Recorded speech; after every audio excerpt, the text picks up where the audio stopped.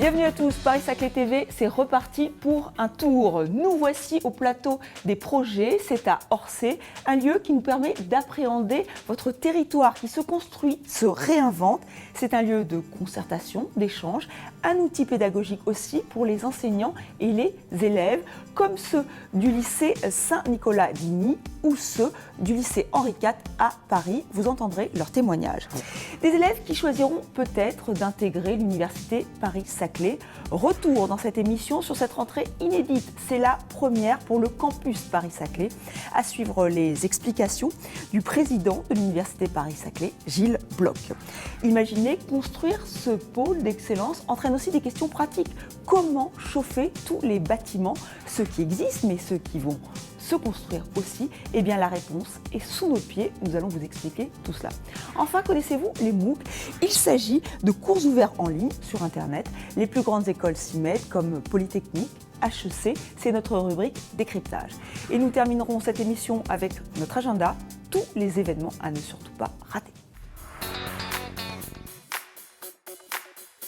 Mais d'abord, retour sur cette rentrée inédite, la première pour le campus Paris-Saclay, la première pour 10 000 étudiants en master et 1 500 doctorants. Paris-Saclay, c'est aussi une marque qui se matérialise. Tout de suite, les explications de Gilles Bloch, le président de l'université Paris-Saclay.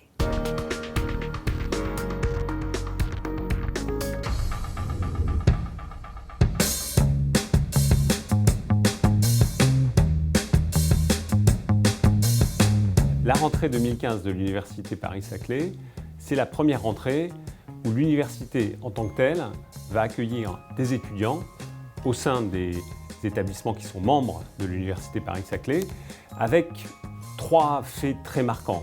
D'abord, tous les étudiants auront une carte d'étudiant au logo de l'université Paris-Saclay, ce qui leur donnera vraiment un nouveau sentiment d'appartenance.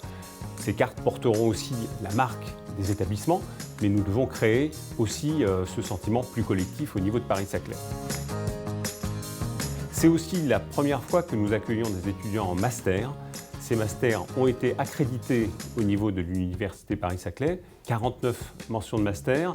Nous avons procédé pendant tout l'été à l'identification des étudiants à travers des candidatures, à leur répartition dans les différentes mentions. Et nous attendons environ 10 000 étudiants pour cette rentrée. Ce sera la première fois que les masters seront vraiment mutualisés au niveau de l'université.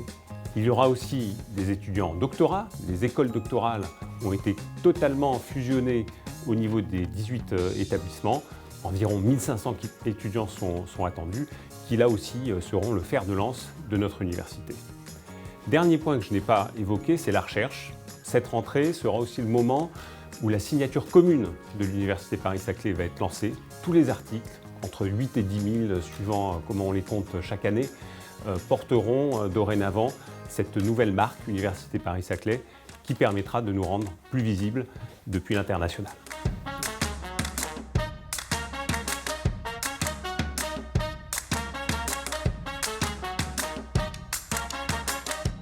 Parmi les futurs étudiants de l'université Paris-Saclay, il y aura peut-être des élèves du lycée Saint-Nicolas-d'Igny ou ceux du lycée Henri IV à Paris.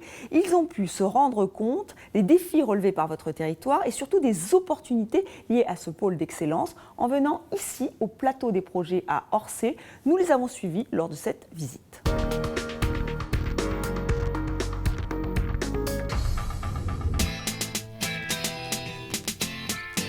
Donc là, comme vous pouvez le voir, vous êtes sur un territoire gigantesque. C'est une opération spécifique d'urbanisme dans le but de développer du logement, de l'emploi, de la croissance à l'échelle nationale.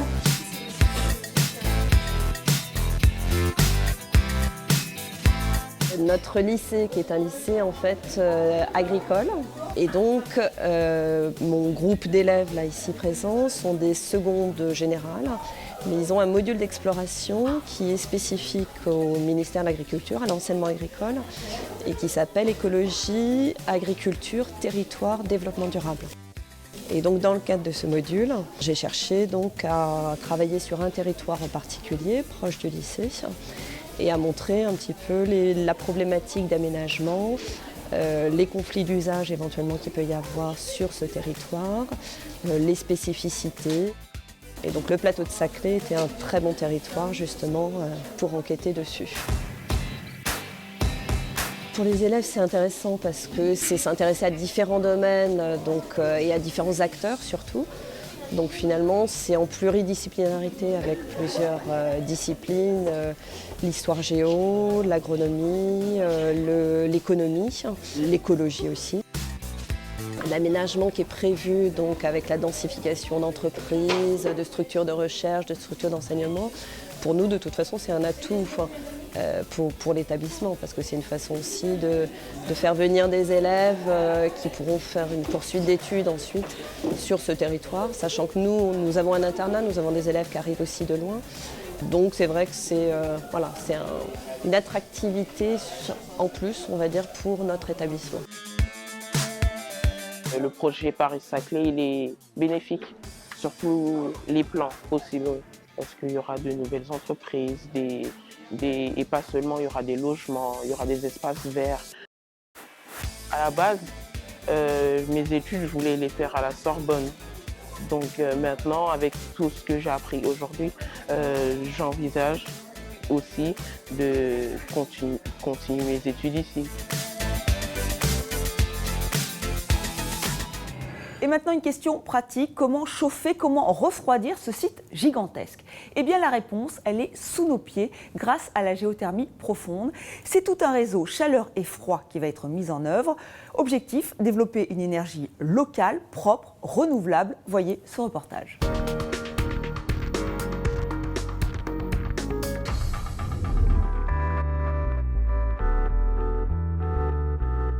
Le réseau de chaleur et de froid Paris-Saclay, pourquoi avoir fait ça? Pour trois raisons.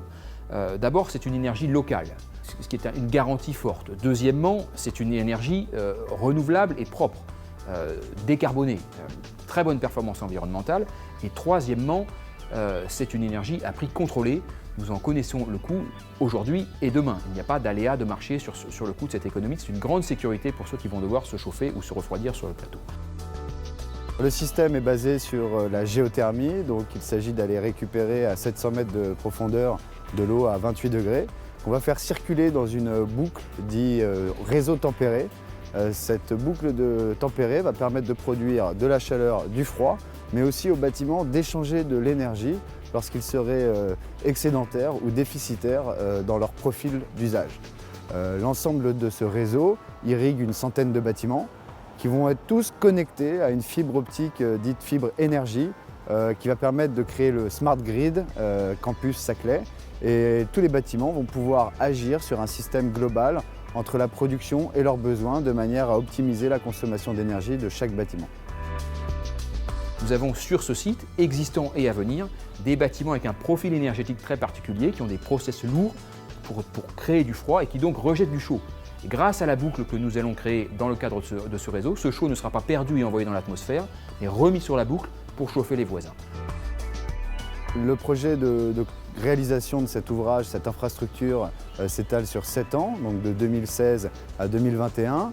On va créer une vingtaine de kilomètres de réseau, une centaine de sous-stations, une centrale géothermique et des centrales d'appoint secours pour fournir le chaud, le froid et garantir la continuité du service toute l'année.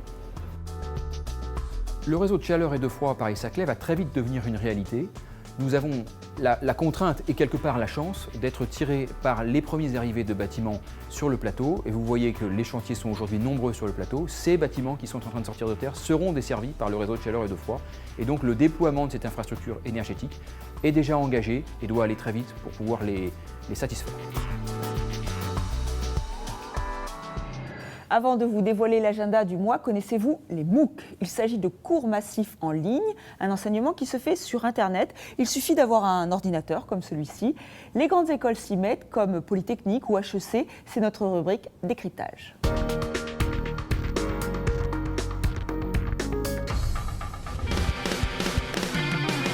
Vous êtes passionné par les nouvelles technologies?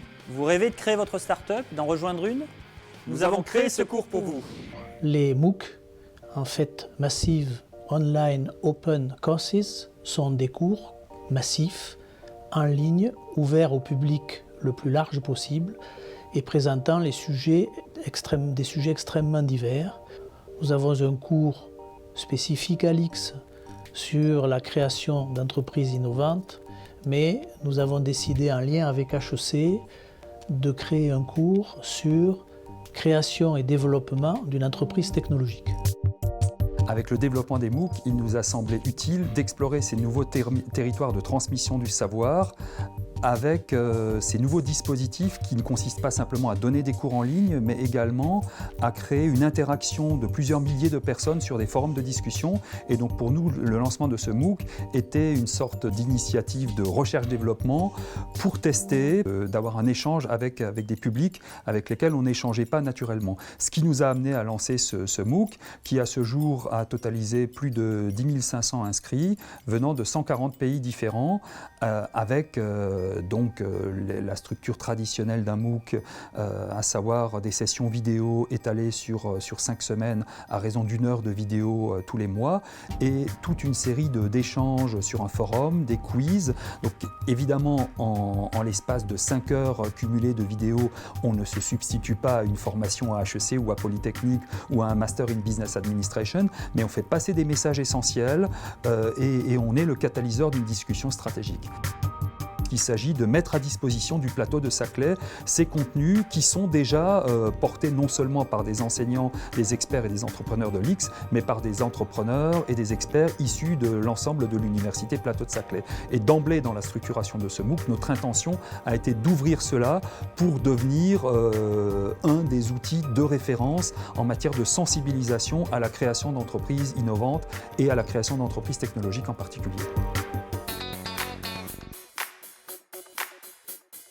Voilà pour l'essentiel de l'actualité de votre territoire. Tout de suite, un coup d'œil sur votre agenda. Le Techinoff, il aura lieu le 11 février 2016, mais si vous voulez y participer en tant qu'entrepreneur, il faut absolument envoyer votre candidature avant le mercredi 11 novembre. Là aussi, plus d'informations sur l'adresse qui suit. Les 2, 3 et 4 décembre, c'est le salon de l'immobilier d'entreprise qui se tiendra à Porte-Maillot à Paris. Le PPS participe à l'événement. Parmi les temps forts, la première édition des trophées 6000 nouveaux usages. Vous pouvez y participer. Plus d'informations sur leur site. Enfin, n'oublions pas les comités de suivi de chantier. Ils auront lieu ici même au plateau des projets à Orsay. Pour le quartier du Moulon, ce sera le 16 novembre et pour le quartier de l'école polytechnique, ce sera le 7 décembre. Voilà, c'est déjà la fin de cette émission. Merci à vous de l'avoir suivi. On se retrouve le mois prochain pour un nouveau numéro de Paris-Saclay TV. D'ici là, vous pouvez rester informés grâce à notre site internet epps.fr.